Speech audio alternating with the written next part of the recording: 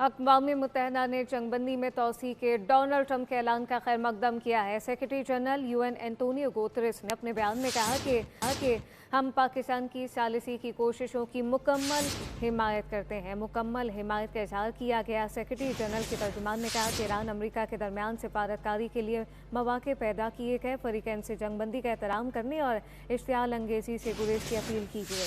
Secretary general अक़वाम मुत्तहिदा ने पायदार हल के लिए बामानी मुज़ाकरात की ज़रूरत पर जोर दिया। उम्मीद ज़ाहिर की कि मुज़ाकरात जामे और देरपा हल की राह हमवार करेंगे।